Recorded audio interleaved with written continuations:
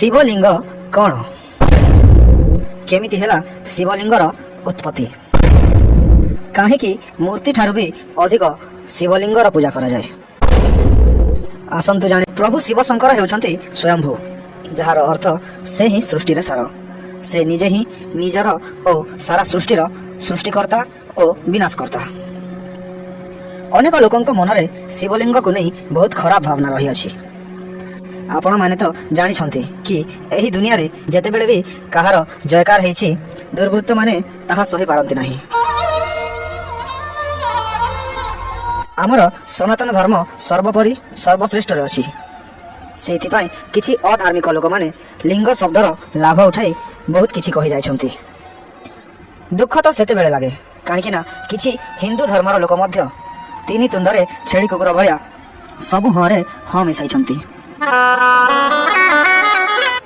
गोटे शब्दर दुई बा ततोधिक अर्थ यह तो स्वाभाविक खाली संस्कृत नुहे जेकोसी भाषा होना कहीं। संस्कृत भाषा रे लिंग शब्दर अर्थ हेउची चिन्ह बा प्रतीक एवं शिवलिंगर अर्थ हेउची प्रभु भोलाशंकर प्रतीक। एवं मन में प्रश्न आसे जे खाली शिवंकर कहीं चिन्ह बा प्रतीक अच्छी अन्य कौनसी भगवानंकर कहीं चिन्ह नहीं। थरे ऋषि माने महर्षि सुप्त ऋषि को प्रश्न करती जे सबु देवादेवी पूजा आमे मूर्ति आकार रे करिथाउ किंतु प्रभु शिवंकर पूजा कहीं मूर्ति एवं शिवलिंग दुईटी रूप में करा जाए। महर्षि कहले हे शिष्यगण प्रभु शिव शंकर हेउछंती ब्रह्म स्वरूप ना तांकर जन्म अछि ना तांकर मृत्यु ना तांकर आदि ना तांकर अंत ना तांकर आरंभ ना तांकर शेष सेथिपाई तांको निराकार मध्य कहा जाए। एवं शिवलिंग हेउछि प्रभु शिव शंकरଙ୍କ निराकार रूप एवं अन्य देवता माने ब्रह्म नुहंती सेथिपाई तांको मूर्ति आकार रे पूजा करा जाए। प्रभु शिवंकर मध्य गोटे आकार स्वरूप अछि सेथिपाई तांको मूर्ति रूप रे मध्य पूजा करा जाए। यह शुणी ऋषि माने पुणी प्रश्न कले महर्षि सुप्त ऋषि को जे शिवलिंगर आविर्भाव केमिति हेइथिला। महर्षि कहले गोटे दिन कथा भगवान विष्णु भाव विभोर होई महासमुद्र मझिरे बासुकी उपरे सोई थांती। ठीक सही समय ब्रह्मा आसिले किंतु भगवान विष्णु आखि बंद करिथिबारु भगवान ब्रह्मा को आगमन जानी पारिले नाही। ए सब देखि ब्रह्मा रागी गले आउ कहले हे विष्णु मु तुमर पूज्य तुम ठारू बड़ तथापि मो आसीबा देखि तुमे सोईछ।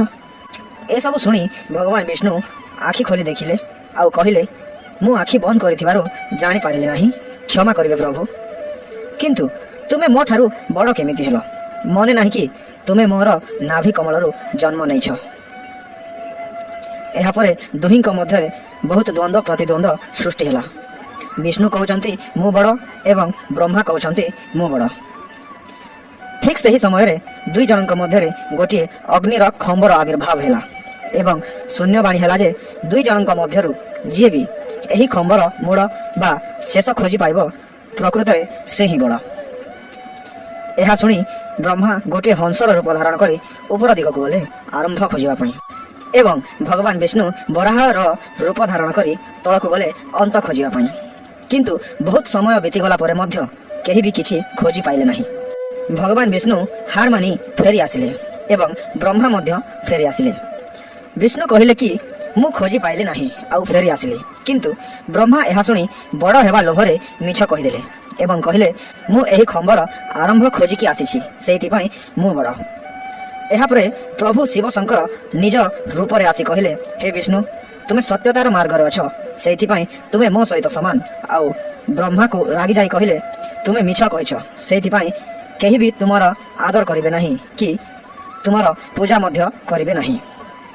सही खंब आकार रे प्रथमे शिवलिंगर उत्पत्ति होइथिबारु तार किछि आकार नाही एवं एहाको प्रभु भोलाशंकरଙ୍କ निराकार रूप कहा जाए। स्वयं ब्रह्मा एवं विष्णु जहार आदि अंत पाइले नाही छार मनुष्य कौन बुझी पारिब प्रभुଙ୍କ महिमा। एहा थिला शिवलिंगर सत्यता।